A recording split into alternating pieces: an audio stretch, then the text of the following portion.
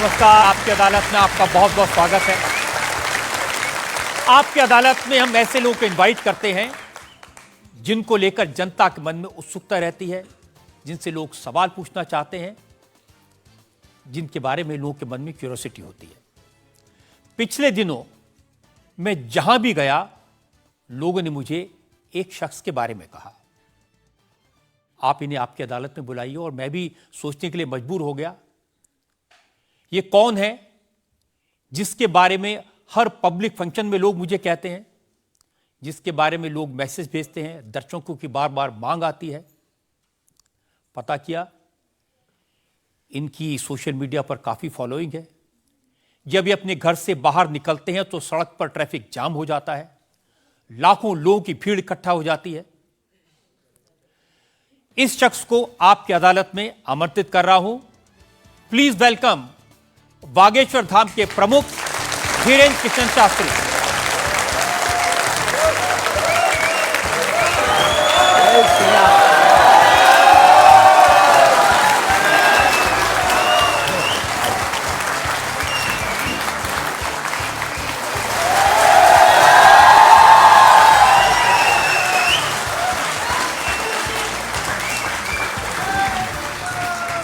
और धीरेन्द्र कृष्ण शास्त्री पर मुकदमे में आज हमारे जज हैं वरिष्ठ पत्रकार विनोद अग्निहोत्री।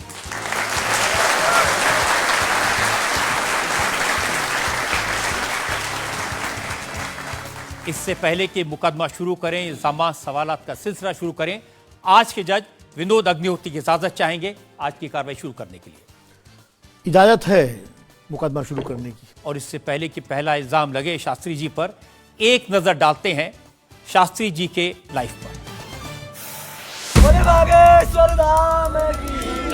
आजकल पूरे देश में बागेश्वर धाम के प्रमुख धीरेन्द्र कृष्ण शास्त्री की बहुत चर्चा है। कोई उन्हें चमत्कारी कहता है, कोई उन्हें अंतर्यामी कहता है, कुछ लोग उन्हें पाखंडी कहते हैं, लेकिन धीरेन्द्र कृष्ण शास्त्री खुद को पक्का सनातनी बताते हैं। अब हिंदू एक हो जाओ, सनातनी एक हो जाओ, यही हम चिल्ला रहे हैं कब से।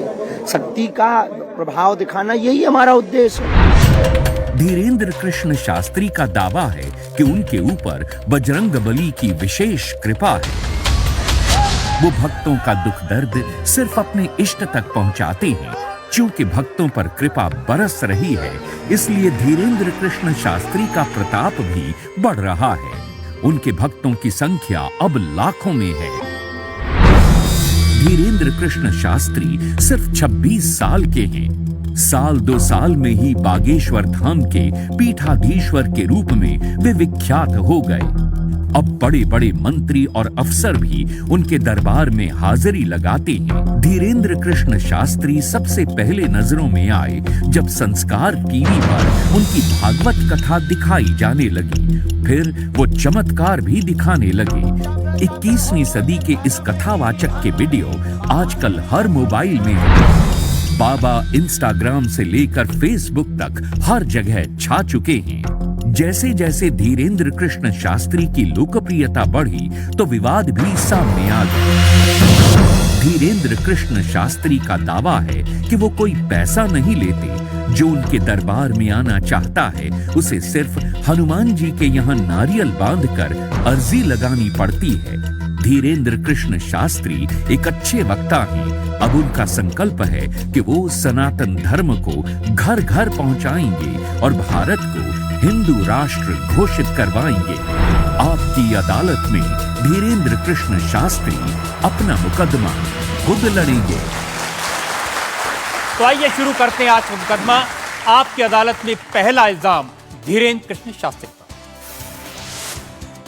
आपकी अदालत में बागेश्वर धाम के प्रमुख धीरेन्द्र कृष्ण शास्त्री पर आरोप है कि ये पब्लिसिटी के लिए स्टंट करते हैं। शास्त्री जी, बहुत सारे लोगों ने मुझे कहा कि आपको आपकी अदालत में बुलाएं। सोशल मीडिया पर आपकी मैंने देखा बहुत लंबी चौड़ी फैन फॉलोइंग है, 40 लाख लोग आपको फॉलो करते हैं। बहुत सारे वीडियोस मुझे लोगों ने भेजे। आप सड़क पर निकलते हैं तो चारों तरफ भीड़ लग जाती है। तो एक वीडियो मैं जनता को दिखाना चाहता हूं जो आपके लोगों ने मुझे भेजा है।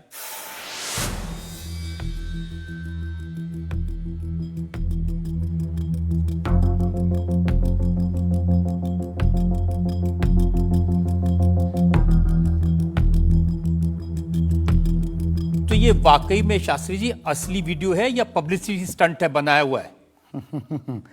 लोगों की अपनी अपनी भावनाएं होती हैं, अपनी दृष्टि से देखने की। ये वास्तविकता एक जगह की नहीं है। जहां जहां बागेश्वर बालाजी का दरबार लगता, जहां जहां बागेश्वर बालाजी की कृपा से दास कथा करने जाता, ये तो कम है, कैमरे में कम आया है, और ज्यादा है।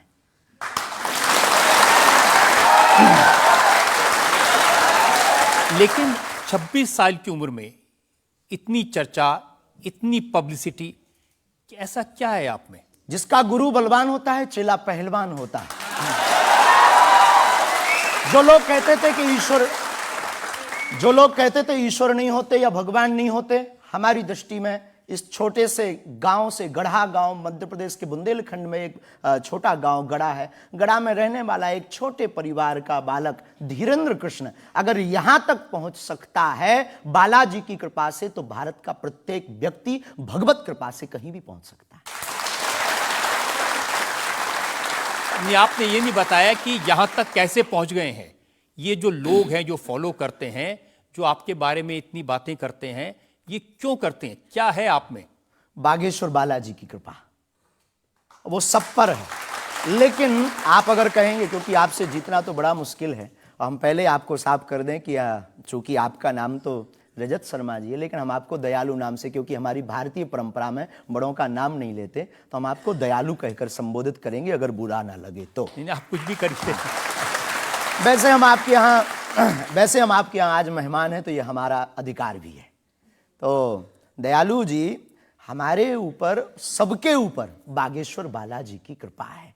लेकिन हमने अपने गुरुदेव की जो चरणों की सेवा की, उस सेवा के माध्यम से ऋषि परंपरा की जो मंत्र विधा हमको प्राप्त हुई है, वो हमारे पास एक ऐसी अनूठी है जिससे पूरा विश्व की मंगल कामना भी करते हैं। पूरा विश्व अपनी समस्याओं के समाधान के लिए गुरु के नाते बागेश्वर धाम चला आता है। शायद इसीलिए लोग हमारे पास आते हैं। मैंने तो ये देखा कि जब से आप संस्कार टीवी पर आना शुरू हुए और लोगों ने आपके प्रवचन सुने, उसके बाद लोकप्रियता बड़ी तेजी से बढ़ने लगी। हाँ, ये कह सकते हैं माध्यम है, परंतु देखो साधन है, साध्य नहीं। दरबार 3 पीढ़ी से लग रहा, हमारे दादा गुरुजी भी लगाते थे, हम भी 11 साल से लगा रहे। नजर आपकी आज पड़ी अब इसमें, और हमें ये लगता है कि इसमें ये हमारी गलती नहीं है, देखने वाले की गलती है। बड़ी देर से देखा है हमें, हम तो पहले से ही गुरु कृपा से चमकदार थे।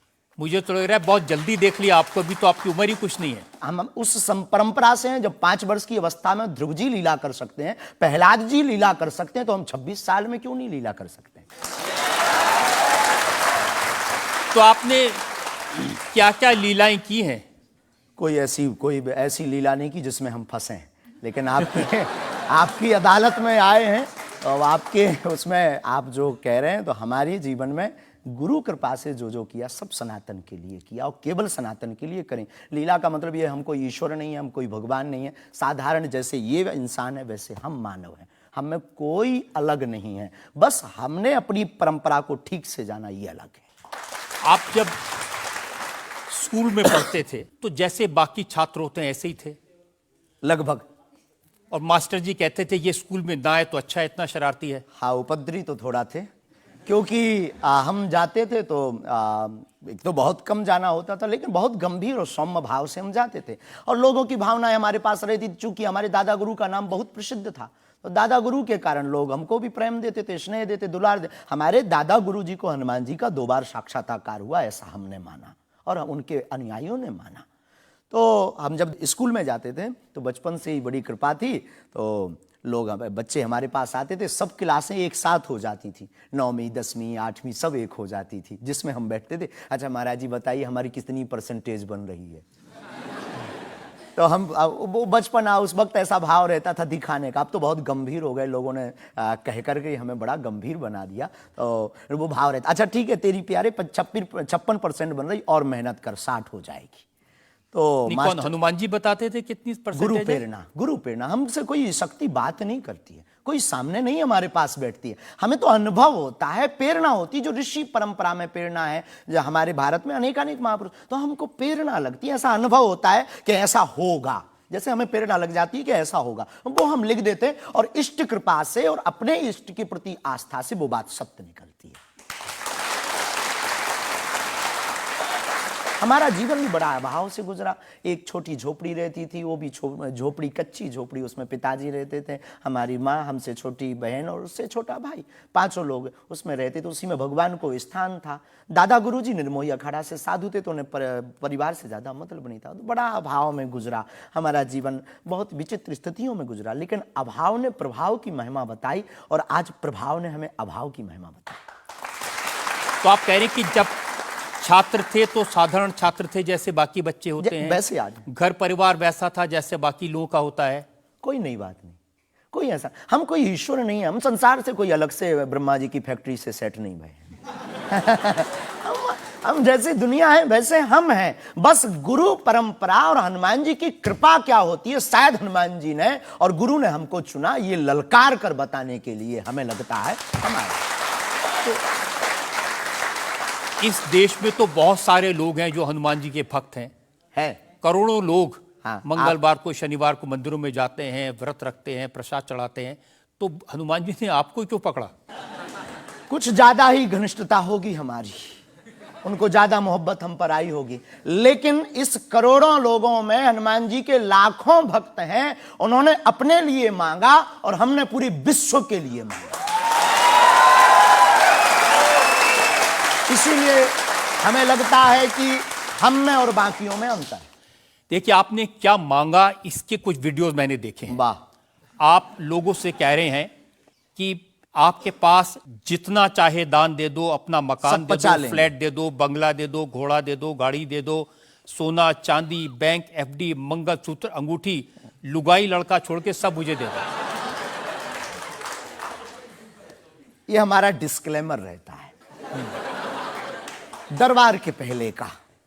लोगों को जो भावनाएं रहती हैं कि गुरु परंपरा के लोग और साधु लोग दरबार इसलिए लगाते हैं, भगवान को इसलिए रखते हैं कि ये कमाई का जरिया बनाते हैं। और हमने अपने दरबार में बैनर लगा करके, वो माइक पर ठोक करके बोलते हैं कि यहाँ किसी भी प्रकार का शुल्क, फीस, दक्षिणा नहीं लगता। पर अगर तुम शिष्य मानते हो अपने आप को और हम गुरु हैं, तो गुरु परंपरा के नाते अगर कुछ भी तुम दे दो, अगर आप भी इंडिया टीवी का ये हाउस हमारे नाम करें, हमें कोई दिक्कत, हमें कोई दिक्कत, और लेते भी हैं। लेना बुरा नहीं है, उपयोगिता बुरी है। लेकर के उसका सदुपयोग करते या दुरुपयोग करते, हम लेते हैं। कोई अगर देता है तो स्वीकार करते गुरु के नाते। हम उस परंपरा से हैं जहां अंगूठा तक दान गुरु को दे दिया जाता है, हम भी लेते हैं। कितना कितना कमा लेते हैं? हमारी तो कोई फिक्स कमाई नहीं है, क्योंकि हमारी कोई कंपनी या बिजनेस नहीं है। कोई चढ़ा जाता है, हमारे पास करोड़ों सनातनियों का प्यार, लाखों करोड़ों लोगों की दुआएं, हजारों संतों का आशीर्वाद, इतनी कोई हमारी हिसाब कमाई किताब तो रखता होगा ना कि कितना पैसा आया। जितने सनातनी उतनी कमाई, हिसाब आप लगाओ।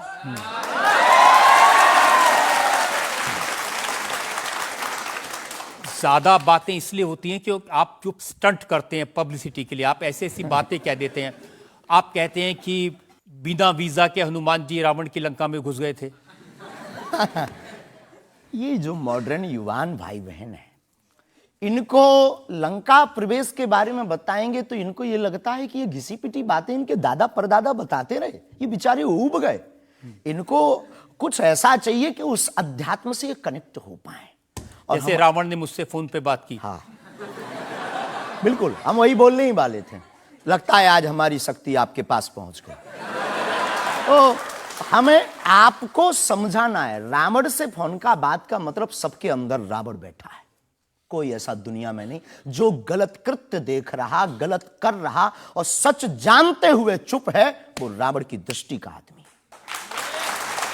तो हनुमान जी लंका गए, इसको इन युवानों को कैसे जोड़े? इन्हें तो वीजा, पासपोर्ट, फॉरेनर ये शब्द पता है। तो इनसे कनेक्ट करने के लिए हमारा अध्यात्म इतना विशाल और इतना अथाह है कि उसमें कुछ भी आप डाल दो वो आप सोच रहे हैं कि आपको अध्यात्म पता है, इनको नहीं पता। इस देश ऐसा की नहीं जनता हमने को कहा। आपसे ज्यादा अध्यात्म पता है। ऐसा हमने नहीं कहा। हमें अपने हिसाब का पता है, उन्हें अपने हिसाब का, वो अपने में श्रेष्ठ हैं, हम अपने में अब जो कोशिश कर रहे हैं विद्यार्थी। हमने ऐसा कभी नहीं कहा कि हम श्रेष्ठ हैं, और ये आरोप हमें नहीं लगता कि ठीक है। आपका ये कहना कि मेरे पास एक गधा है जिसमें वाईफाई है और वो प्लेन में भी वाईफाई चलता है, ये मजाक की बातें नहीं है। लोगों की दृष्टि से, भावनात्मक दृष्टि से देखा जाए तो ये बहुत गहरा विषय है। मजाक की दृष्टि से अगर कोई देखेगा तो देखो, जाकी रही भावना जैसी प्रभु मूलत देखी तिन तैसी। भगवान की कोई लीला को सिर्फ रास लीला को उठाते हैं, लेकिन हम तो महाभारत भी उठाते हैं। तो अपनी अपनी दृष्टि है, हम ये मजाक में नहीं कहते। हम उनको बताना चाहते हैं कि हमारे देवी देवताओं से जो हमारे इष्ट की परंपरा की जो निशानी है वो अगर नज़दीक रहे, गुरु की निशानी अगर नज़दीक रहे, माता पिता की बातों की निशानी नज़दीक रहे, तो बेटा कभी गलती नहीं करेगा, वो चार चांद लगाता रहेगा। शास्त्री जी, इसको कहते हैं आप अंधों के शहर में आईना बेचने की कोशिश कर रहे हैं। ऐसा हमारा भाव नहीं है, अपितु हमारा भाव ये है कि उस केवल वाईफाई को हम बताते नहीं, उसकी महिमा भी बताते हैं, और दरबार में आने वाले लोगों को उसकी महिमा का अनुभव भी कराते हैं। तो फिर वो जो बात मजाक की है ना, वो फिर अध्यात्म, आस्था, ईश्वर से जुड़ करके नास्तिक भी आस्तिक बन जाता है। देखिए, आपको भोले भाले लोगों को बताना चाहिए कि भाई ये मैं मजाक में कह रहा हूं, विनोद हम कहते है, भी हैं। और ये मैं ये असल हम में बहुत कह बार बोलते हैं, विनोद हम कर रहे हैं, हम बहुत बार बोलते हैं। अब कोई हमारे विनोद को सीरियस ले ले तो वो उसका निजी अनुभव है। तो अब मैं लोगों को बता दूं कि एक बार बगैर टिकट पकड़े गए थे आप रेलवे में। हाँ, ये तो बताना चाहिए, बिल्कुल पकड़े गए थे, लेकिन ये भी बताइए कि हम टीटी से ही 1100 रुपया लेकर आए थे। उसी टीटी से लेकर आए थे, और जिस वाईफाई की आपने चर्चा की उसी वाईफाई की दम पर उसके बाप का नाम बताकर लेकर आए थे। इसी तरह की बातें कह के ऐसे दिखाते हैं जैसे चमत्कार कर दिया, जैसे मेरे ऊपर हनुमान जी की बहुत कृपा हो गई, मैं भविष्यवक्ता हूं, और फिर जो भोले भाले लोग हैं वो प्रभावित हो जाते हैं। हमने कभी एक नहीं दावा किया कि हम चमत्कारी हैं। आज भी आपकी अदालत में हम कहते हैं कि हम कोई चमत्कारी नहीं है, हम कोई ईश्वर नहीं है, हम कोई महात्मा नहीं है, हम एक आम इंसान हैं। लेकिन हमारी अपने इष्ट की प्रति आस्था, ऋषि परंपरा के प्रति आस्था है, जो महर्षि वाल्मीकि से पत्र दरबार की महिमा चली है, उस महिमा का हम अनुकरण करते हैं, और उस आस्था में उलझनों में का रास्ता मिल जाता है, तो उसे आप चाहे चमत्कार मानिए, अथवा फिर आप अपनी बुद्धि से जो जिसने जो जाना वो हमें माना। देखिए शास्त्री जी, बहुत सारे ऐसे लोग हैं, गरीब हैं, परेशान हैं, बीमारियों से थके हारे हैं, डॉक्टर से आशा छूट जाती है, हॉस्पिटल से आशा छूट जाती है, वो आपके पास आते हैं, वो सोचते हैं यहाँ इलाज मिलेगा। किसी का बच्चा बोल नहीं सकता, किसी का बच्चा चल नहीं सकता, वो लोग बड़ी आस्था विश्वास लेके, जो मैंने जानकारी हासिल की, वो आते हैं, सोचते हैं कि यहाँ से शायद उन्हें कोई रास्ता दिख जाएगा, और उन्हें मिल जाता है। जो आते हैं श्रद्धापूर्वक आते हैं। देखो, जिंदगी में अगर वो परेशान है और डॉक्टर से परेशान होकर के या कहीं से भी निराश होकर के आया और उसे कुछ मिले ना मिले, हम ये तो नहीं कहते, जिसकी जितनी निष्ठा उसको उतना हमारे बागेश्वर बालाजी के दरबार में मिलता। और अगर नहीं मिलता, अगर उसे जीवन जीने की अगर डांडस और सात्तावना मिलती है, तो क्या ये भी कम है? बिना पैसों में, बिना दक्षिणा दिए, बिना कुछ लगे अगर हनुमान जी से जुड़ रहा, अगर वो प्रभु से जुड़ रहा, अगर उसे जीवन जीने में 4 दिन की जिंदगी है, डॉक्टर ने कह दिया तो मर जाओगे, लेकिन बागेश्वर धाम के नाम से उसके चेहरे पे मुस्कुराहट है कि मेरा हारे का सहारा है, तो अगर ये मुस्कुराहट उसके चेहरे पर आती तो इससे किसी को गुस्ताखी क्यों? देखिए, अगर बागेश्वर धाम आने से लोगों का इलाज हो जाता है, तो फिर आपको कैंसर हॉस्पिटल बनाने की क्या जरूरत है? यही तो हम बताना चाहते हैं कि दुआ और दवा दोनों आवश्यक है। हमने ये नहीं कहा कि हम डॉक्टरों के खिलाफ हैं। अब मैंने पूछ लिया तो आपने दवा ऐड कर दिया उसमें। नहीं, हमने औषधालय बागेश्वर धाम पर खुलवाया है, और मंदिर के समीप खुलवाया है। वहां पर ग्राम पंचायत का भवन है, वहां पर आयुर्वेदिक औषधालय है। दुआ और दवा मतलब नीचे दवा है, और वहां ठीक नहीं हुए तो दुआ के लिए चढ़ जाओ मंदिर पर। दोनों काम करेगा, ठीक है।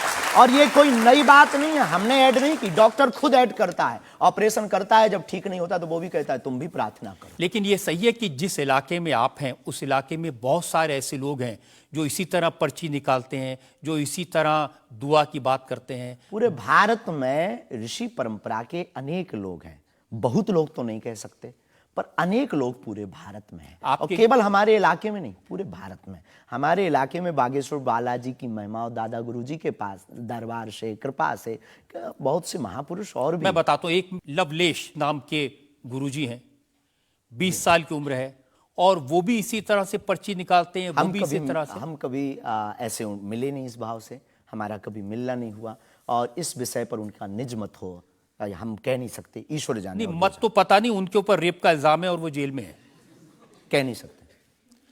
तो उस एरिया में ऐसे और भी बहुत सारे लोग हैं। अभी हम अर्जी लगाने के हिसाब से घूमे नहीं हैं।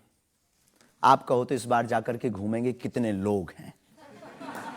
अभी तो हमें एक पता है, छतरपुर जिले में एक गढ़ा गांव है, वहां बागेश्वर धाम है, वहां सदगुरु सन्यासी बाबा से परंपरा चली दरबार की, आप भी आइए। ये बात सही है कि देश में बहुत सारे ऐसे लोग हैं जो कहते हैं हमारे पास सिद्धि है। एक जयपुर में है, उन्होंने बताया कि मैंने कर्ण पिशाच को साधा हुआ है, और वो भी किसी की भी डेट ऑफ बर्थ बता देते हैं, किसी के परिवार वालों का नाम बता देते हैं। हमारे पास ऐसी कोई सिद्धि नहीं, ना हमने ऐसी कोई साधना कर रखी है। हमारे पास सिर्फ अपने इष्ट पर, हनुमान जी पर भरोसा है, जो अष्ट सिद्ध नवनिधि के दाता हैं। ना हम कोई डेट बताते हैं, ना हम कोई नाम बताते हैं, और अगर उनकी कृपा से पता चल जाए तो कोई बुरी बात नहीं। जनता में जो लोग सवाल पूछना चाहते हैं। आमतौर पर क्या होता है कि संत का नाम आते ही हमारे माइंड में एक इमेज बनती है कि दाढ़ी होगी, बहुत ही जो उनकी वेशभूषा होगी बहुत ही सिंपल और सरल होगी, लेकिन आपकी वेशभूषा देख के, टोपी देख के लगता है एकदम कलरफुल रहता है। आपकी दुनिया ही रंगीन है तो साधु को भी रंगीन होना चाहिए। बहुत बढ़िया, बहुत बढ़िया। जब 7 रंगों की भरी दुनिया है माय डियर सिस्टर, 7 रंगों से भरी दुनिया है, तो मुझे क्या दिक्कत है। और हम कोई साधु नहीं, हम कोई महात्मा नहीं, ना हमने चोला ले रखा है। हम एक वर्ण व्यवस्था की बात नहीं करेंगे, हम एक गुरु के शिष्य हैं और आम इंसान हैं। और अगर कोई सरनेम पूछे तो हम शुक्ल वंशीय सरयू पारी ब्राह्मण है। तो जो 7 ब्राह्मणों की वेशभूषा है वो हमने धारण की, गुरु के नाते हमने ये पादुका अपनी एक परंपरा को निर्वाहन करने के लिए धारण की। और टोपी कोई आया तो दे गया, अगर आप कुछ दो बहन हमें तो वो भी स्वीकार है। आप चाहो तो कुछ हमें पहनने को दे सकते हो, हम पहन लेंगे। एक वेबसाइट ने लिखा कि ये जो टोपी पहनते हैं ये पहनाने वाले से भी कुछ गुरु दक्षिणा लेते हैं, जो कपड़े पहनते हैं, जो कपड़े जिसके दिए पहनते हैं उससे भी कुछ पैसा लेते हैं। आज तक ऐसा कोई मिला नहीं है, खोज जारी है। किसी ने हमें आज तक दक्षिणा नहीं दी टोपी पहनाने के नाम पर या कपड़े पहनाने के नाम पर। हम तो राह चलते कोई मिल जाता है तो उसका पहन लेते, अपना दे देते हैं। हम तो साधु उस परंपरा के हैं, उस परंपरा के। लेकिन अच्छे लगते हैं आपको ये रंग बिरंगे कपड़े? बहुत आनंद आता है। क्या दिक्कत है साहब? किसी को दिक्कत है वो हमसे ज्यादा रंगीन पहने। एक शायर ने कहा कि जो खानदानी रईस हैं वो मिजाज रखते हैं नर्म अपना, आपका लहजा बता रहा है आपकी दौलत ये शोहरत नई नहीं रही।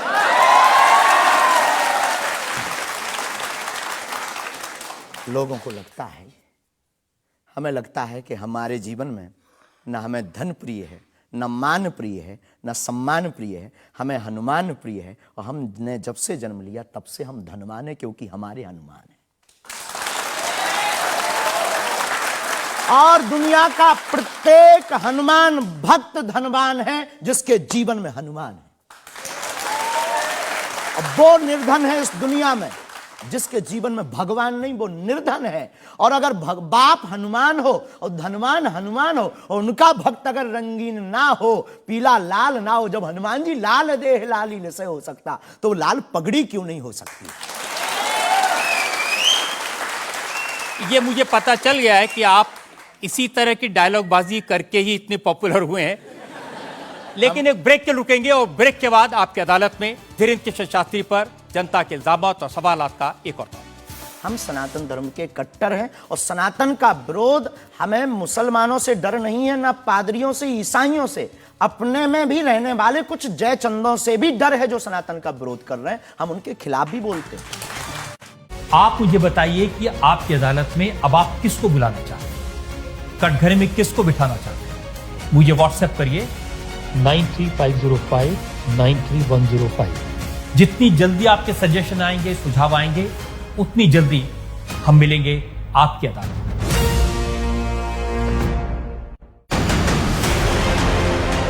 48 घंटों में 20 बार भूकंप, करीब 16,000 लाशें निकाली जा चुकी हैं। इस मलबे में इस वक्त हजारों लोग फंसे हुए हैं। रेस्क्यू ऑपरेशन और लोगों के मौत को हराने वाले इमोशंस। एक एक तस्वीर इंडिया टीवी पर। आपकी अदालत फिर नंबर 1 जब देश के कानून मंत्री किरण रिजिजू पहुंचे कटघरे में। आपने कहा कि जजेस को सोच समझकर बोलना चाहिए, आप जुडिशरी को कंट्रोल करना चाहते हैं। सबसे ज्यादा लोगों ने देखा आपकी अदालत, देश की पहली पसंद आपकी अदालत। कैमरा ऑन कर। हमारी इंडिया टीवी की गाड़ी थी जिस पर हमला हुआ है।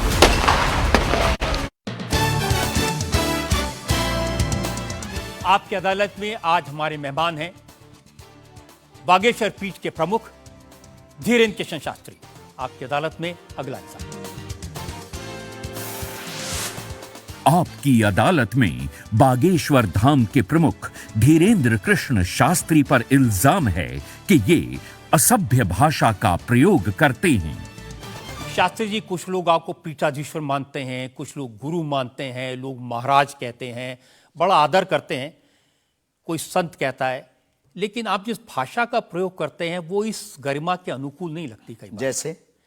जैसे आपने एक पत्रकार को कहा कि तुझे नंगा कर दूंगा, ये साधु की भाषा तो नहीं हो सकती, ये संत की भाषा तो नहीं हो सकती। ब्राह्मण समाज पर कमेंट करने वाले एक व्यक्ति को आपने कहा मूर्ख, ठठेरी के बरे, नकट्टा। तो ये ठठेरी क्या ये होता कोई हम जातिवादी नहीं है, पहली बात तो हम ये क्लियर नहीं, ये ठठेरी क्या होता है?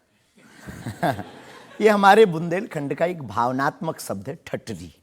जब माताएं बड़ी आवेश में होती है और बालक कोई गलती कर देता है तो माताएं अपनी बालक को कहती हैं, अरे ठठरी के बरे सुधर जा, न कटा। तो हम बहुत गांव के भोले भाले अनपढ़ गवार आदमी हैं, अंगूठा छाप है, ठीक से पढ़ाई की नहीं, तो गवार आदमी है। तो जो माँ की हमारी जो परंपरा है, जो पारिवारिक बोलचाल है, उस पारिवारिक बोलचाल में अगर कोई साधु के ऊपर टिप्पणी उठाएगा, रामचरितमानस पर टिप्पणी उठाएगा या भगवान पर टिप्पणी उठाएगा, तो स्वभावश सनातनी हिंदू होने के नाते वो लहजा निकल जाता है और सठे साठ्यम समाचरित। ये भी कौन सी गलत बात है? अगर कोई भगवान को गाली बके और हम उसको श्रीमान जी कहें, स्वामी जी कहें, भगवान कहें, तो हमें तो नहीं लगता कि वो बिना ना मानत जलद जड़ गए 3 दिन बीत और बोले राम सकोप तब भय बिन हो ये न प्रीत। देखिए, आप अपने आप को बड़े पढ़ा लिखा गवार कह करके तो नहीं छुप सकते उसके पीछे। आपने उनसे कहा कि तू मुझे मिल जा, मैं तुझे मसल दूंगा। बहुत अच्छा, हाँ, ये हमने कहा ये तो अच्छी भाषा तो नहीं।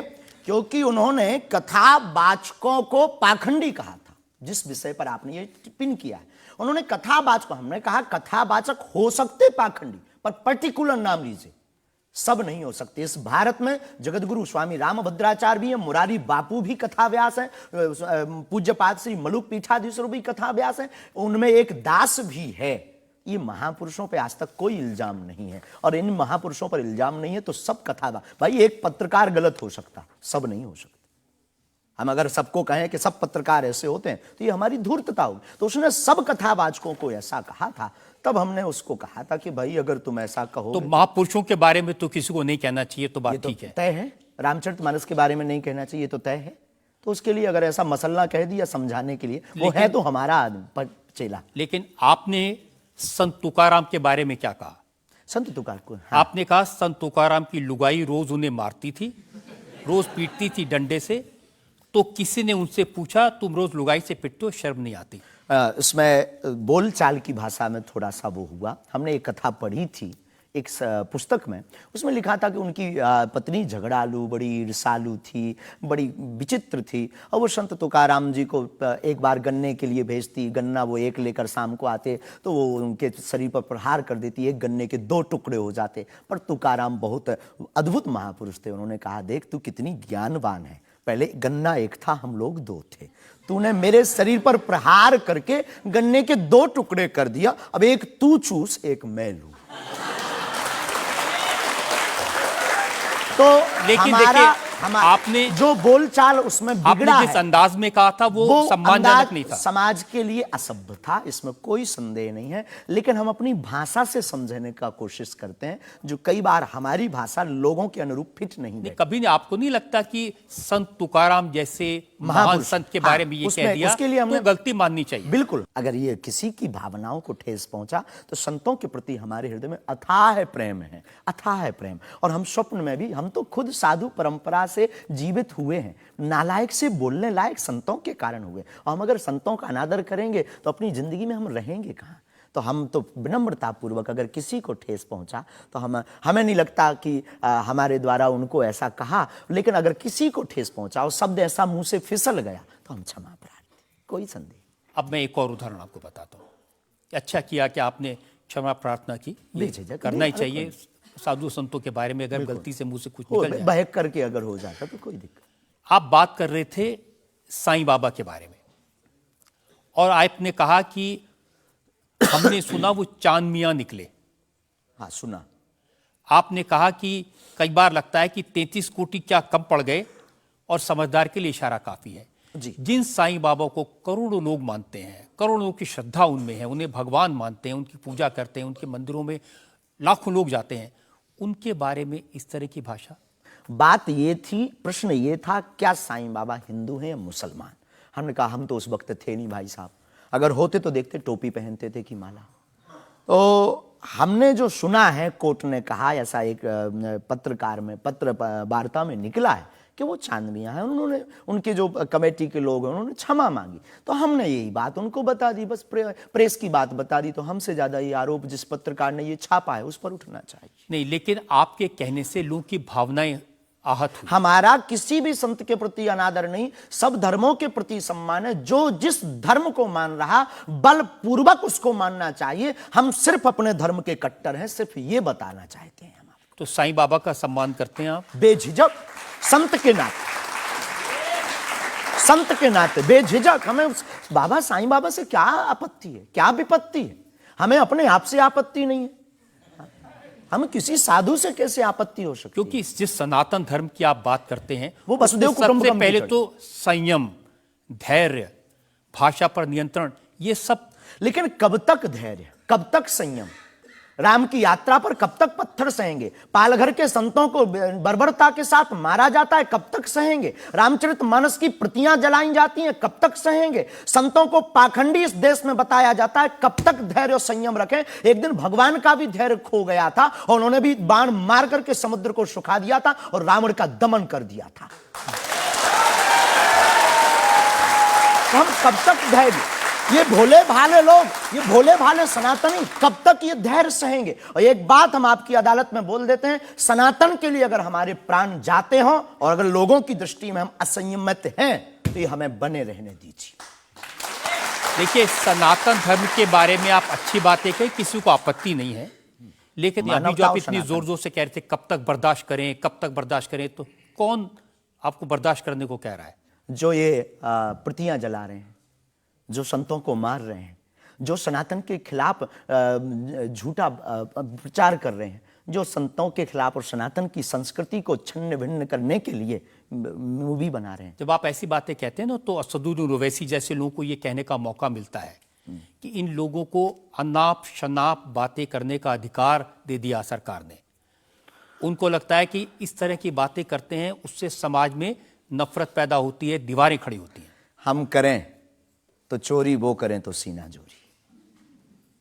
उनके मंचों से मारने काटने की बात होती तब नहीं, अक्षरधाम में 40 हिंदुओं को मारा जाता तब नहीं है, उनके खुले मंच पर धर्म परिवर्तन करवाया जाता है तब कुछ नहीं होता है। उनके खुले मंच पर संतों को, कितने संतों की हम आपको वीडियो क्लिप ना दिखा दें, उनके खिलाफ टिप्पणी की, गाली बकी गई, यहां तक कि हमको भी रोज 500 गालियां आज दी जा रही।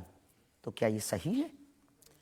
शास्त्री जी, हिंदू समाज में भी ऐसे बहुत सारे लोग हैं जो इस तरह की भाषा का इस्तेमाल करते हैं, जो इस तरह की धमकियां देते हैं, जो दूसरे धर्मों की भावनाओं को हमें नहीं आहत लगता करते कि हैं। हिंदू समाज धमकियां देता है, जवाब दे। समाज नहीं, हिंदू समाज में भी कुछ लोग ऐसे वो हैं कुछ लोग जो अगर हैं इसी तो तरह का भाषा का इस्तेमाल सबका कर- तो नहीं कह सकते, पर हम प्रति उत्तर दें। नहीं, जो लोग ऐसे लोग हैं उनके लिए भी आपको उसी सख्ती से बोलना चाहिए।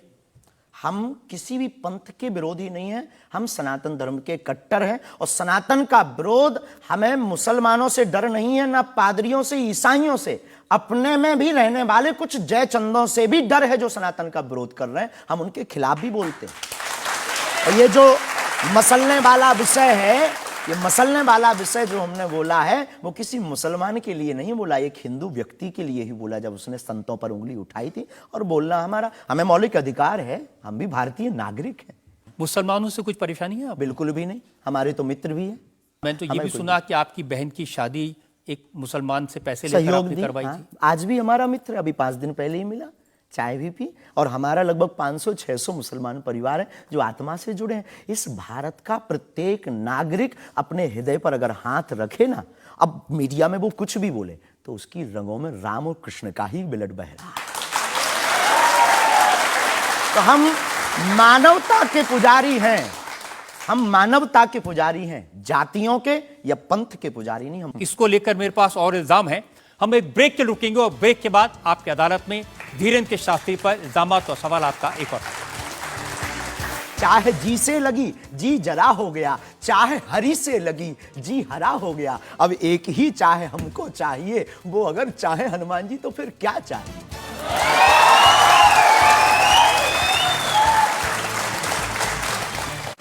आप मुझे बताइए कि आपकी अदालत में अब आप किसको बुलाना चाहते हैं, कटघरे में किसको बिठाना चाहते हैं? मुझे व्हाट्सएप करिए 93505 93105। जितनी जल्दी आपके सजेशन आएंगे, सुझाव आएंगे, उतनी जल्दी हम मिलेंगे आपकी अदालत में।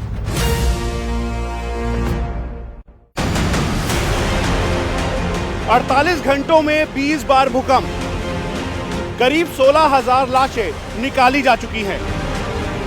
इस मलबे में इस वक्त हजारों लोग फंसे हुए हैं।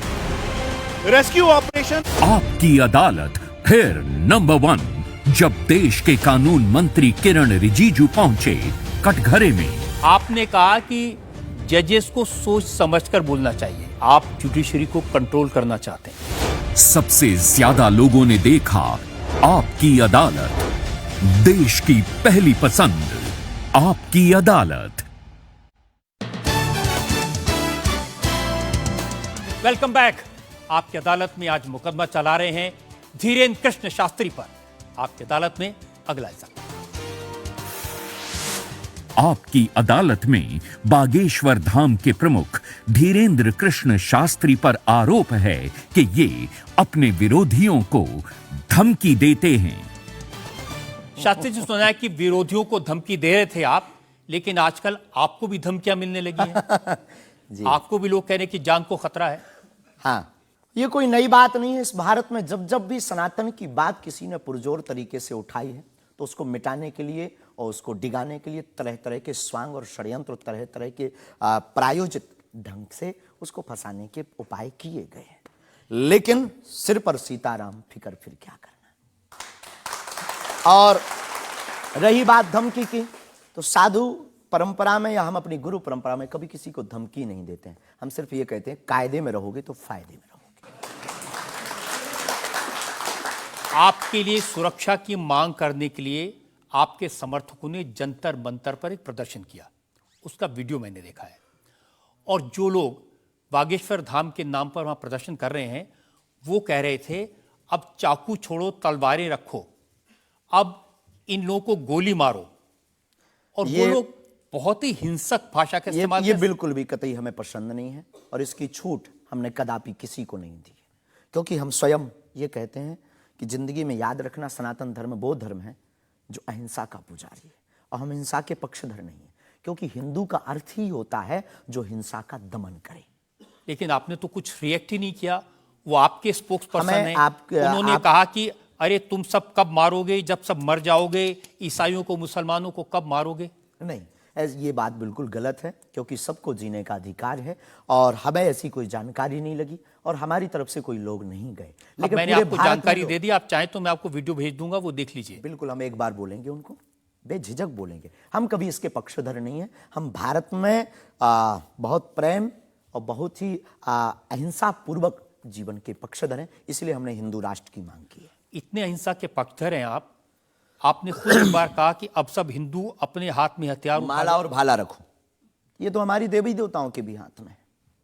प्रत्येक भगवान के हाथ में, किसी के हाथ में मुगदर है, त्रिशूल है, उनसे भी लोगों को आपत्ति होगी, जिन्हें दिक्कत है। हम सुरक्षा करना, भारतीय संविधान में भी हथियार देने का लाइसेंस दिया जाता है, उसको बंद करवाया जाए। जो हथियार देने का लाइसेंस है वो इसलिए आत्मरक्षा के लिए। आत्मरक्षा के लिए। तो हम भी आत्मरक्षा के लिए भाला रखवा रहे हैं। हमारी क्षमता नहीं ना बंदूक लेने की, साहब गरीब आदमी है।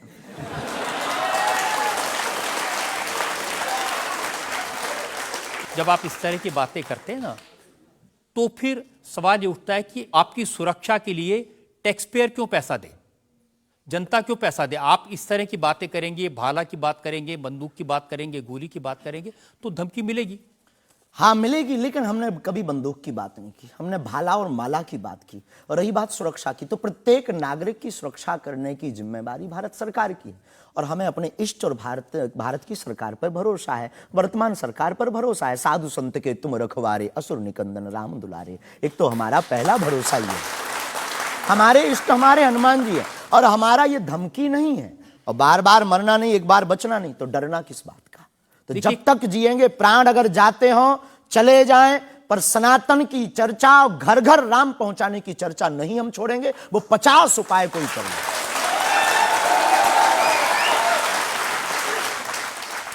कोई ना कोई डर तो है। आप कहते हैं कि मैं अब बुलडोजर खरीदने वाला हूं, हिंदुओं एक हो जाओ, पत्थर मारने वालों पर बुलडोजर चलाओ। ये भी हमारा अहिंसात्मक बयान है, पूर्ण अहिंसात्मक। बुलडोजर कब से अहिंसात्मक हो गया? वाह, ये कुआं खोदने के भी तो काम आता है। तो हमने कहा कि अगर राम की यात्रा पर कोई पत्थर फेंकेगा तो बचाने के लिए भाई बुलडोजर खरीदो, और अगर किसी को अपनी शरीर की दिक्कत है या किसी को अपने पंथ को दिक्कत है, वो क्रेन खरीद ले, हमें क्या दिक्कत है? हम कोई रोक नहीं रहे हैं, लेकिन अभी हमारे पास इतना रुपया नहीं आया कि हम बुलडोजर लें। और अगर आप लोग सहयोग करेंगे तो हम रख लें। देखिए, ये डायलॉग मारना अच्छा है, डायलॉग नहीं, लोगों को मजा भी आता है। गुरु की लेकिन- परंपरा के लेकिन अनुसार हम इसके सिर्फ एक पीछे- बात बताते हैं, हाँ, लोगों को ये डायलॉग लगता है। कैसे गुरु हैं जिनकी परंपरा में कभी भाला, कभी बुलडोजर, और फिर कहते हैं मैं अहिंसा की ये बात हमारी करता हूं। ऋषि परंपरा है, ये भगवान राम की परंपरा है। अच्छा, धनुष भगवान बाण राम के लिए। टाइम पर बुलडोजर आते थे। भगवान राम धनुष बाण लिए थे। अब थोड़ा टेक्नोलॉजी बढ़ गई है, तो टेक्नोलॉजी के हिसाब से हमें भी बदलना चाहिए। परिवर्तन प्रकृति क्या का नियम करेंगे, है। क्या करेंगे बुलडोजर का?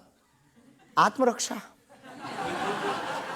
घर के बाहर रखेंगे कि देख भाई तू आना मत, ये भी है भाई। बंदूक जो इनके पास होती, सिपाहियों के पास चलाते थोड़ी हैं अनेक बार, वो तो दिखाने के लिए होती है कि तू कुछ करना। आप जो बातें कह रहे हैं ना कि सिपाहियों के पास भी बंदूक होती है, जो सीमा पर रक्षा करते हैं उनके पास बंदूक होती है, हमारे पास क्यों नहीं हो सकती? ऐसी बातें जानते हैं, मैंने किससे सुनी थी बहुत साल पहले, भिंडरान वाले से। ये कौन है? भिंडरान वाले पंजाब में जो आतंकवाद फैला था उसके सिंबल थे। नहीं, हमने कभी बंदूक की बात नहीं की, बुलडोजर की। उनसे मैंने ये सवाल पूछा था। उन्होंने बुलडोजर रखी थी। मैं आपको बताता हूँ, उनसे मैंने, देखिए ये मजाक की बात नहीं है, मैंने उनसे सवाल पूछा था कि उनकी आपत्ति क्या थी कि जो हिंदू हैं वो यज्ञोपवीत क्यों पहनते हैं और सिख लोगों को कृपाण लेकर जाने की इजाजत क्यों नहीं होती। तो मैंने उनसे कहा कि यज्ञोपवीत से क्या नुकसान किसी को हो सकता है? तो उन्होंने कहा नहीं, इससे भी गला घोट के मारा जा सकता है। मैंने कहा आप तो बंदूक की बात कर रहे हैं। तो उन्होंने यही कहा था कि सिपाहियों के हाथ में भी तो बंदूक होती है, वो भी आत्मरक्षा के लिए। तो ऐसी बातें जो लोग गुरु परंपरा के लोग हों उनको नहीं कहनी चाहिए। आपकी दृष्टि से कह सकते हैं, लेकिन हमें लगता है कि आत्मरक्षा के लिए सब कुछ जरूरी है, वर्तमान समय में आवश्यक है। और बुलडोजर की बात अगर कहें तो बुलडोजर का पूर्ण अहिंसात्मक बयान है, और किसी व्यक्ति से अगर आप जोड़ रहे हैं तो वो उसका निज मत है। हमारा मत बंदूक की तरफ। सनातन धर्म का मत क्या है? सनातन धर्म का मत है सनातन- सत्य, अहिंसा, दया, क्षमा, दान, जप, तप। मारकाट की बात तो नहीं करता वीरता सनातन भी धर्म। है, ये वीरता का प्रतीक है। बुलडोजर। बुलडोजर। चाय भी मंगवा दो साहब। अच्छा, हम चाय पियेंगे, हमें चाय चाय की पीना बड़ी चाहते आदत हैं। है। हाँ, तो पानी और चाय दोनों भेजा जाए। जी जी। वैसे तो संतों को चाय पसंद नहीं आती है ना? लेकिन आपके बारे में जितना मैं रिसर्च की हूँ, मुझे पता चला है आपको चाय बहुत पसंद है। क्या ये सही है? जी बहन, बहुत सही बात है। जो कौन सी चाय अदरक पसंद वाली करते चाय। हैं? अदरक वाली चाय, और हमारे दादा गुरुजी को बहुत प्रिय है। इस चाय से हमारी याद जुड़ी हुई है दादा गुरु से। हम 2 भाई हैं वैसे तो, पर ताऊ चाचा के मिलाकर के 10 भाई हैं। और हम जब दादा गुरुजी के पास जाते थे तो सब ऐसे ही बैठते थे। तो दादा गुरुजी बहुत सिद्ध महापुरुष, बहुत कम बोलते थे, महापुरुष थे। तो वो चाय पीते थे तो अपनी जूठी चाय, खूब ये जो नरेली है, इसकी आधी चाय हमको देते थे। तो हमारे जीवन में हमें ये लगा कि ये नालायक से बोलने लायक गुरु के इस प्रसाद के कारण बना है। और प्रत्येक, इसके पीछे एक और रहस्य है, प्रत्येक बालक को अपनी परंपरा को छोड़ना नहीं चाहिए, चाहे किसी भी लेवल पर पहुंच जाए। शायद ये भी सूत्र है। शुरुआत जहां से हुई, गुरु से शुरू जिसका जीवन हुआ, उसे कुछ भूलना नहीं चाहिए। इसलिए हम भूले नहीं, ये शायद हमें लगता कि हमारी अच्छी आदत है। चाय बुरी आदत है, क्षमा कीजिए। युवाओं से प्रार्थना है, मत पीना, हम नहीं रुकेंगे।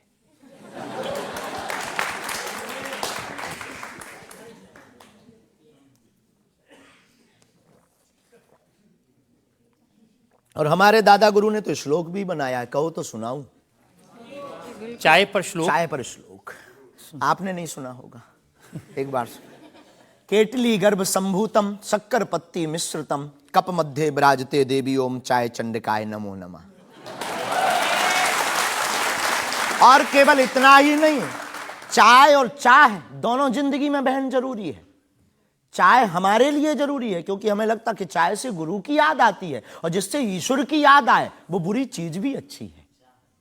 और चाह, परमात्मा को पाने की चाह भी जिंदगी में बहुत जरूरी है। जिसके अंदर ईश्वर को पाने की चाह होती, वो आदमी भी नंबर 1 का होता। चाह पैसों से आनों में आती रही, चाह आनों से रुपया बनाती रही, चाह रुपयों से नोट बुनाती रही, चाह नोटों से कोठी चुनाती रही, चाह कोठी में मोटर मंगाती रही, चाह मोटर से होटल में जाती रही, चाहे होटल में बोतल खुलाती रही, चाहे क्या क्या ना करती कराती रही। चाहे मोटर से होटल में जाती रही, चाहे होटल में बोतल खुलाती रही, चाहे क्या क्या ना करती कराती रही, चाहे पाली जिन्होंने वो पीले हुए, चाहे छोड़ी जिन्होंने वो रसीले हुए, चाहे जी से लगी जी जरा हो गया, चाहे हरी से लगी जी हरा हो गया। अब एक ही चाहे हमको चाहिए, वो अगर चाहे हनुमान जी तो फिर क्या चाहिए।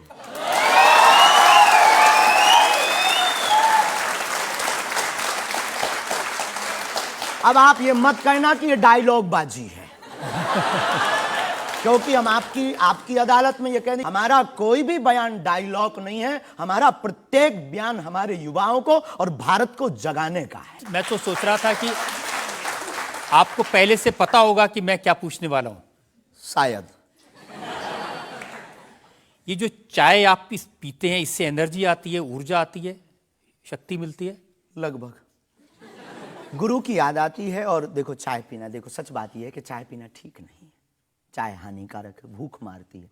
लेकिन हम 24 घंटे में 18 घंटे सेवा करते हैं, लगभग 17 घंटे गद्दी पे बैठते बोलते हैं। भूख लगेगी तो नींद आएगी, नींद को मारने का एक बहुत अच्छा उपाय है चाय पी लेंगे। भूख कम तो हम ज़्यादा समाज सेवा कर पाते हैं, हमें ऐसा लगता है, पर डॉक्टरी भाषा में ये ठीक नहीं है। तो ये सिर्फ समाज सेवा के काम आती है, या फिर जैसे शाहरुख खान की फिल्म पठान को आपने क्रिटिसाइज किया, वो भी चाय का असर था? चाय कोई नशा नहीं है, लेकिन अगर आप उसकी बात करें तो हमने सिर्फ सनातन की बात की कि हमारे सनातन पर भगवा रंग ही बेशरम क्यों बार बार। एक फिल्म 1987 के लगभग आई थी, संतोषी माता की फिल्म। संतोषी माता की फिल्म आने के बाद लोगों की भावना इतनी दृढ़ होगी कि शुक्रवार को टमाटर और नींबू बिकना कम हो गए। और अगर आप सनातन के खिलाफ, आपको याद होगा, और अगर सनातन के खिलाफ कोई मूवी बनाओ तो मंदिरों में, भगवान के चरणों में और माता पिता और गुरु के प्रति आस्था लोगों की कम हो जाएगी। इसलिए बार बार हमारी संस्कृति, हमारे सनातन और हमारे भगवान राम को टारगेट ना किया जाए। देखिए, सिर्फ बिना हमारी देखे ये आपने फैसला कर लिया कि वो भगवान राम को टारगेट किया गया है, सनातन को टारगेट किया गया है। भगवा रंग तो देखने की जरूरत ही नहीं है, खून ही भगवा है। रंग से किसी धर्म को जोड़ना ये तो ठीक नहीं। ये देश तिरंगे का देश है और तिरंगे में तीनों रंग हैं बिल्कुल है, और सब रंगों का लेकिन सम्मान भगवा करना रंग भी चाहिए। तो है। तो सब- हमने कभी, अच्छा तो भगवा रंग, हरा रंग भी तो बेशर्म हो सकता है। हाँ, क्यों नहीं हो सकता? हो सकता है ना। बस यही हमारी मांग है। देखिए, ये इस तरह की जो मांगे करते हैं ना, उसी पर मुझे आपत्ति है। आप कहते हैं ये भारत राष्ट्र हिंदू राष्ट्र है। बने, बेझिझक बने, हिंदू राष्ट्र बनेगा। ये जातिवाद, हम जातिवाद के खिलाफ हैं। कब तक गालियां जातिवाद के नाम पर, कब तक राजनीतिक रोटियां सेकी जाएंगी? ये बंद करो अब। कब तक जातिवाद के नाम पर वोट लेंगे? आप ये बंद करो। भारत को हिंदू राष्ट्र बनाओ, सामाजिक समरसता होगी, सब में समानता होगी, सौहार्दता होगी, न पत्थर गलेंगे, न रामचरितमानस जलेगी, न राम के ऊपर कोई टिप्पणी होगी। हिंदू राष्ट्र होगा तो राम राज्य आ जाएगा। भारत विश्व गुरु है। शास्त्री जी, ये जो देश है ना, ये भारत के संविधान से चलता है। वो संविधान जो बाबा साहब अंबेडकर ने बनाया था। क्षमा कीजिए, हम उसके आदर करते हैं, हमारे पूर्वजों ने स्वीकार किया। कहां आदर कर रहे हैं? वो संविधान कहता है ये धर्मनिरपेक्ष राज्य है, इसमें रिलीजन के नाम से इसको देश नहीं बनाया जा सकता। संविधान का प्रथम पृष्ठ ही भगवान राम के चित्र से प्रारंभ होता है। हाँ, बिल्कुल। संविधान का प्रथम पृष्ठ, जिस देश का संविधान भगवान राम से प्रारंभ हो, तो क्या वो हिंदू राष्ट्र, राम राज्य नहीं हो सकता है? वही संविधान जो भगवान राम के पृष्ठ से शुरू होता है, वही संविधान कहता है कि भारत एक हमने धर्मनिरपेक्ष ऐसा राज्य है। सुना है, पढ़ा नहीं है, पूछना नहीं, पंथ निरपेक्ष कहा है। धर्म तो सिर्फ सनातन नहीं, धर्मनिरपेक्ष हाँ, है। तो धर्म सिर्फ सनातन है, बाकी सब पंथ। देखिए, और जो देश धर्मनिरपेक्ष नहीं होते, जैसे हमारे पड़ोस में पाकिस्तान धर्म के आधार पर बना, उसका क्या हाल है ये आप देख रहे हैं। देख रहे हैं। लोगों के पास खाने को रोटी नहीं है, आतंकवाद चरम सीमा पर है। जब इस्लाम के नाम पर देश बनेगा, धर्म के नाम पर बनेगा, तो ये होगा। बिल्कुल बात सही है आपकी, लेकिन हम आपको बता दें, बाकी सब पंथ हैं, धर्म सिर्फ सनातन है। सुप्रीम कोर्ट के सामने ये मामला आया था और सुप्रीम कोर्ट ने क्या कहा था, एग्जैक्ट वर्ड्स मैं आपको बताता हूं।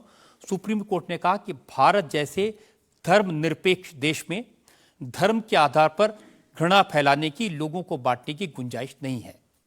जी, सुप्रीम कोर्ट तो का ये नहीं करना चाहिए। हमारी तरफ से आदर है, लेकिन भारत हिंदू राष्ट्र था, है, बस घोषणा की जरूरत है।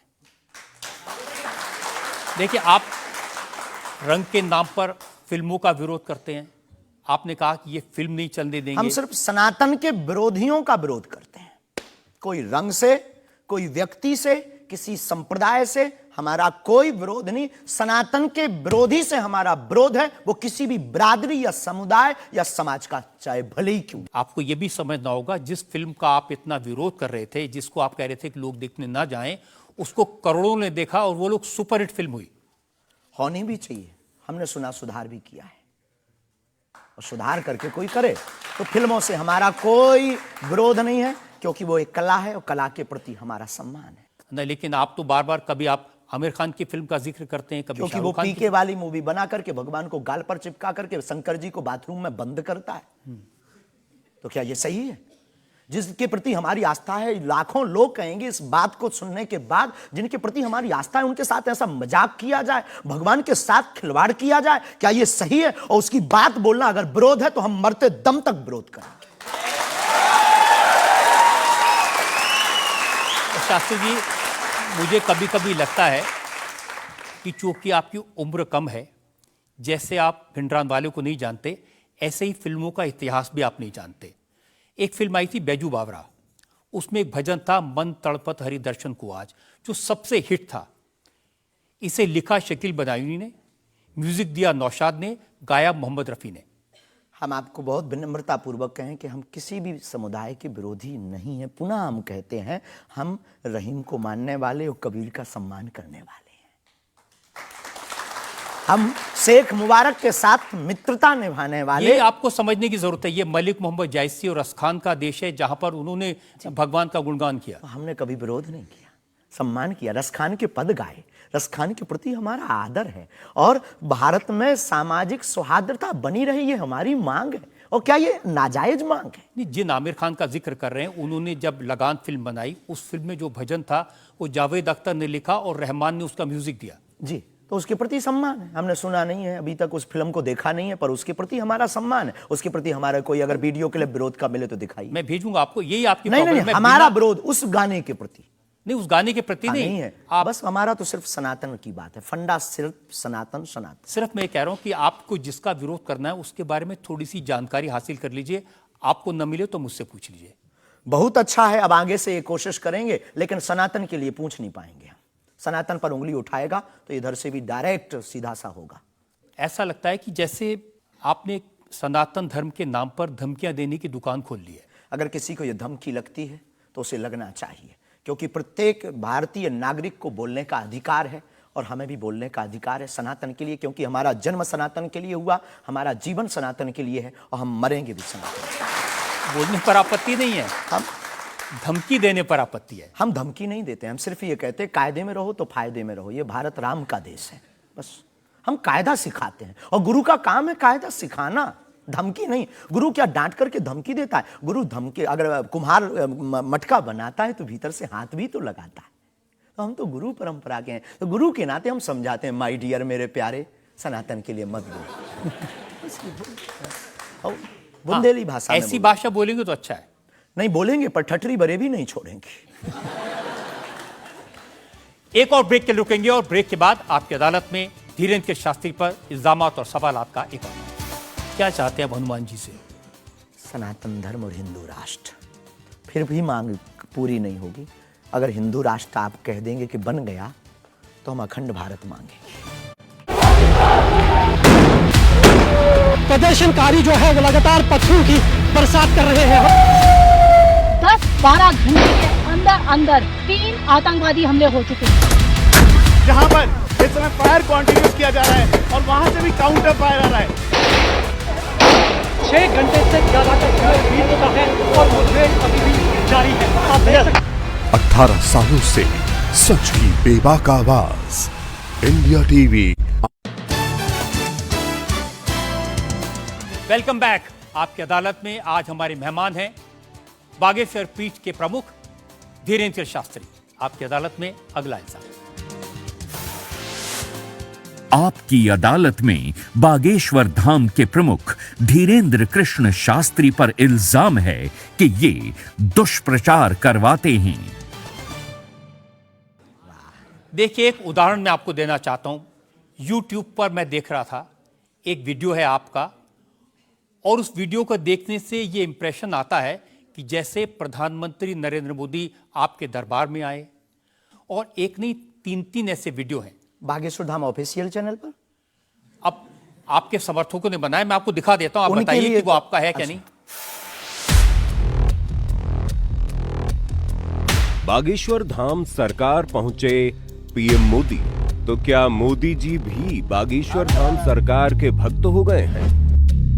आए दिन बागेश्वर सरकार के पास नेताओं की भीड़ लगी रहती है, जिसमें प्रधानमंत्री नरेंद्र मोदी जी का नाम भी शामिल है, जो कुछ दिन पहले ही बागेश्वर धाम सरकार के दर्शन करने पहुंचे थे। और कहा जाता है कि कुछ दिन पहले नरेंद्र मोदी जी भी बागेश्वर धाम सरकार से अपनी अर्जी लगवाने आए थे। तो आइए सुनते हैं स्वयं पंडित धीरेन्द्र शास्त्री से।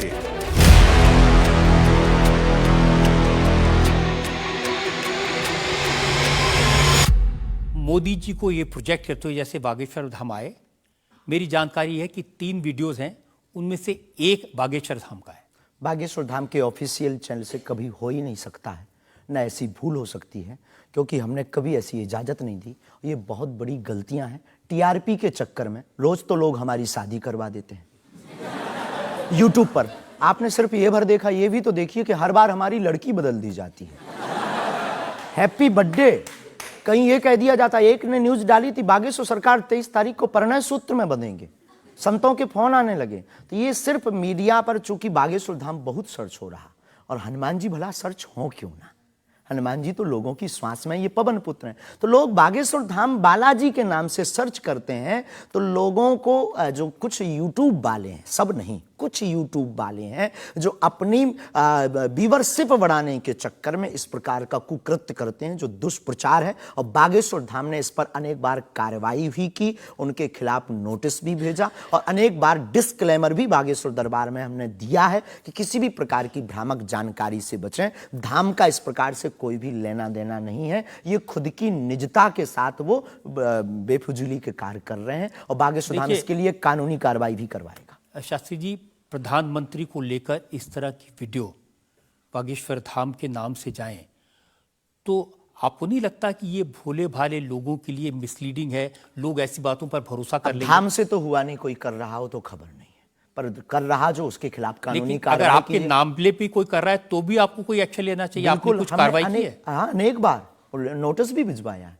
अनेक बार कितने चैनलों को बंद करवाया है, जो कई बार कोई खान के खिलाफ कर देते थे हमारे लिए, कई बार कोई धमकी डाल दे, बागेश्वर धाम पहुंचे जेल, अब वो ऐसी हथकड़ी वो पुलिस अगल बगल लगा देते थे। तो इनसे हमारी आपके सोच से भी प्रार्थना, इसको बहुत देखा जाएगा, आपकी अदालत को जब भी देखा जाए, इस प्रकार की भ्रामक जानकारी से बचें। हम इस प्रकार, कोई भी हमारा दरबार या कथा प्रदर्शन का विषय नहीं है, हमारी कथा और दरबार दर्शन का विषय है। तो आपकी तरफ से मोदी जी के वीडियोस को लेकर के क्या कार्रवाई की गई? इसमें अभी इसकी हमें आज पता लगा है कि मोदी जी का बना है। पूर्व में हमको वो जेएलएल वाला बताया था, हमें इसका ज्ञान नहीं है, लेकिन हम जाते ही तुरंत आपकी अदालत के बाद लीगली कार्रवाई एफआईआर अपने अमुक थाने पर करवाएंगे। अच्छा,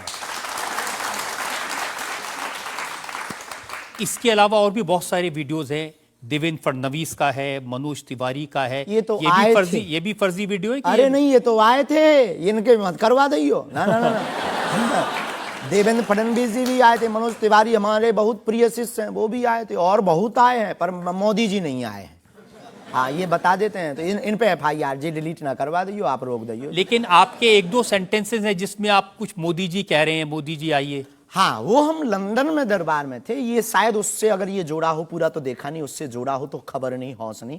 मोदी जी वो जहाँ लंदन में राम कथा हम कर रहे थे, तो श्री राम मंदिर के, सनातन मंदिर के जो प्रमुख हैं वो एक मोदी जी हैं, और वो भी गुजराती हैं। तो वो दरबार में बैठे हुए थे, किसी कारण उनकी व्यवस्था के कारण प्रशंसा के लिए उनका जिक्र आया, तो लोगों ने शायद वो कट करके उठाया हो, हमारे स्मरण में ऐसा है। लेकिन ये भी गलत है, ये भी अपराध है। वो भी ऑफिशियली बिना लीगली सहमति लिए बिना आप कोई भी वीडियो शेयर या वो नहीं कर सकता, ऐसा कुछ नियम है, तो ये भी गलत है। मैं आपको बताऊं शास्त्री जी, मैंने 40 साल हो गए मुझे पत्रकारिता में, ऐसे बहुत सारे उदाहरण मैंने देखे हैं। चंद्रा स्वामी का उदाहरण देखा था, वो नरसिम्हा राव के साथ उनकी तस्वीरें, राजीव गांधी के साथ उनकी तस्वीरें, जॉन मैकेंद्रो के साथ तस्वीरें, लिज टेलर के साथ, ये अंतर्राष्ट्रीय ख्याति प्राप्त लोग हैं, और वो ये तस्वीरें दिखाकर अपनी दुकान चलाते थे, और वाकई में जो दुनिया के बड़े बड़े लीडर्स थे उनसे उनकी पहचान थी। ब्रुनई के सुल्तान उनके शिष्य बन गए थे इसी वजह से। अफ्रीकन कंट्रीज के प्रेसिडेंट थे मोबुतू, वो उनके शिष्य बन गए थे। हमारा कभी भी भाव, कोई आवे सब सम्मानीय है। हमारा ये भाव नहीं है कि हम आपकी फोटो दिखा करके लोग हमको माने। देखो, आप हमारी मीडिया पर प्रचार कर सकते हो, पर अगर दम नहीं होगी, सत्यता नहीं होगी, तो व्यक्ति एक बार आएगा, लौटकर कभी नहीं आएगा, आपको भी गाली देगा, हमको भी गाली देगा। तो ये माध्यम हो सकते हैं, साधन हो सकते, साध्य नहीं।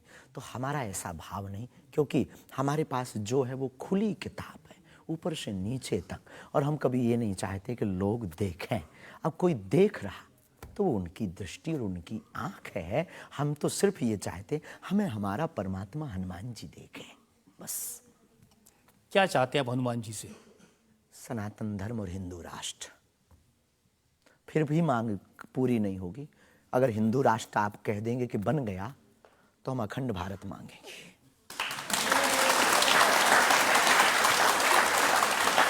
अगर वाकई में आपको भरोसा है कि बजरंगबली ऐसी इच्छाओं को पूरा कर सकते हैं, करते हैं, हमारी तो स्केल थोड़ा बढ़ाइए ना, उनसे कहिए कि पुतिन को समझाएं कि यूक्रेन से अपनी सेना वापस ले ले।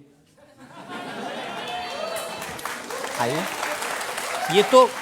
ये तो अंतर्राष्ट्रीय, क्योंकि उससे जो यूक्रेन क्रिश्चियन मुल्क है उनको पता चलेगा कि सनातन धर्म की शक्ति कितनी है। हम अपनी तरफ से प्रतिदिन विश्व में कल्याण हो, विश्व में शांति हो, ये अर्जी लगाते हैं। और हनुमान जी ने रावण को भी समझाया था, मान जा भगवान है, वापस कर दो जानकी माता को। लेकिन जिसकी आ गई हो तो हनुमान जी की बातें उसे नहीं भाती हैं। गुरु के नाते हमने भी प्रार्थना की, अब किसी की आ गई, हम जो बताने, हमारे पास लोग आते, महाराज जी हम मर ना जाएं, अब उसको क्या कहें कि जो बता रहा उसे भी मरना है। हद हो गई, तुम पागलों जैसी बात करते मेरे पागल। लेकिन हम श्रीमान जी बड़ी विनम्रता पूर्वक कहें कि अगर आपको लगता है तो आपको अर्जी लगाने एक बार बागेश्वर धाम। नहीं, ये अर्जियां लगाने का काम तो आपका है, मेरा नहीं है। और अंतर्राष्ट्रीय विषय पर अब टर्की में इतना बड़ा जलजला आया है, इतना बड़ा भूकंप आया है, हजारों लोग मर गए हैं, तो कुछ आपको अर्जी लगानी चाहिए। बिल्कुल, हमने प्रार्थना तुरंत की और हम प्रार्थना करते कि प्रतिदिन जो भी हमारे पास है चूरन चटनी, हम अपने गुरुजी से और बालाजी से प्रार्थना करते विश्व का मंगल हो, सबका भला हो। इससे आपको फर्क नहीं पड़ेगा कि वो क्रिश्चियन कंट्री है या इस्लामिक मुल्क? बिल्कुल भी नहीं, हम तो खुद गए हैं, हम तो पूरी दुनिया का मंगल की कामना। हम उस धर्म से हैं जहाँ वसुदेव कुटुंबकम की चर्चा की जाती, सर्वे भवन्तु सुखना सर्वे सन्तु निरामया, सब में मंगल हो, मंगल भवन अमंगलहारी। हम ऐसे नहीं हैं, हम मानवता के हैं। जिसके अंदर दुख है, हे बालाजी उसके संकट, आप संकट मोचन है, उसके संकट मिट जाएं, हमें कोई फर्क नहीं पड़ता है। ये अच्छी बात आपने कही। हम एक ब्रेक के रुकेंगे और ब्रेक के बाद सुनेंगे आपकी अदालत में आज के जज विनोद अग्निहोत्री का फैसला आज के मुकदमे पर।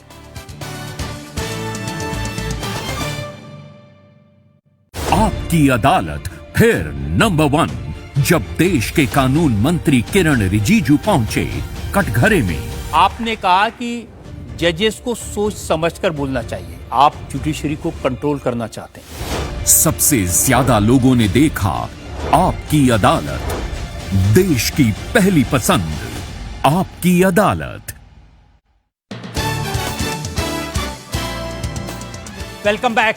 आज हमने मुकदमा चलाया बागेश्वर धाम के प्रमुख धीरेन्द्र कृष्ण शास्त्री पर। हमने उनसे पूछा उनके चमत्कारों के बारे में, उनके प्रवचनों के बारे में, उनके धमकी भरे बयानों के बारे में, उनके स्टंट्स के बारे में और उनको लेकर सोशल मीडिया में चल रहे मिसलीडिंग वीडियोस के बारे में।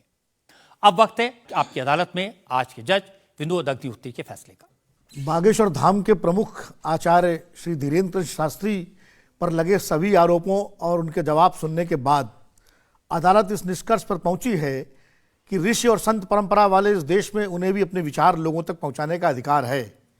लेकिन जिस तरह धर्म के नाम पर पाखंड और धोखाधड़ी भी होती है, इसलिए श्री शास्त्री को बहुत सावधान रहने की आवश्यकता है। अदालत तमाम इल्जामों से श्री धीरेन्द्र शास्त्री को बाइज्जत बरी करते हुए निर्देश देती है कि बागेश्वर धाम बालाजी सरकार श्री हनुमान जी की कृपा से उन्हें यदि कोई सिद्धि और प्रसिद्धि मिली है तो उसका उपयोग लोक कल्याण और समाज की नैतिक आध्यात्मिक उन्नति के लिए करें और देश समाज में प्रेम, शांति, सद्भाव का वातावरण बनाने में सहायक हों। शास्त्री युवा हैं, इसलिए उनमें जोश स्वाभाविक है, परंतु जोश के साथ साथ होश भी अत्यंत आवश्यक है। अदालत अपेक्षा करती है कि उनकी वाणी में संयम, करुणा और क्षमा से अभिभूत रहेगी। आशा है कि धीरेन्द्र शास्त्री सनातन धर्म के इन्हीं शाश्वत मूल्यों के साथ भारतीय संत परंपरा को आगे बढ़ाते रहेंगे।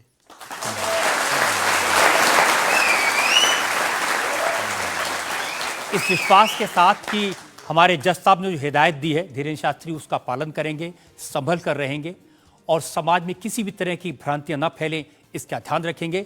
आपकी अदालत का आज का मुकदमा यहीं खत्म करते हैं। अगले सप्ताह आपसे मुलाकात होगी एक नई शख्सियत के साथ। तब तक के लिए नमस्कार। आपकी अदालत का सबसे एक्सक्लूसिव एपिसोड आप देख रहे थे। इस वक्त ये इंटरव्यू पूरे सोशल मीडिया पर छाया हुआ है। आपको बता दें, एपिसोड जब टीवी पर दिखाया जा रहा था, इंटरनेट पर केवल यही इंटरव्यू छाया हुआ था। इंटरव्यू में धीरेन्द्र शास्त्री ने जो बातें कही वो अब हेडलाइन बन चुकी हैं। सोशल मीडिया पर लोगों का कहना है कि यह इंटरव्यू अब तक के सारे रिकॉर्ड तोड़ने वाला है। धीरेन्द्र शास्त्री ने कहा कि भारत में सिर्फ सनातन एक धर्म है, बाकी केवल पंथ है। भारत हिंदू राष्ट्र था और है, बस घोषणा होनी बाकी है।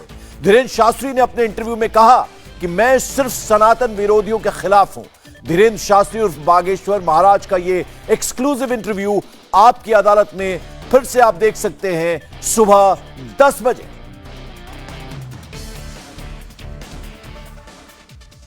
यहां रुक रहे हैं एक छोटे से ब्रेक के लिए। ब्रेक के बाद देखिए तुर्की के भारत ने कुछ और देर पहले क्या बड़ी मदद भेजी है।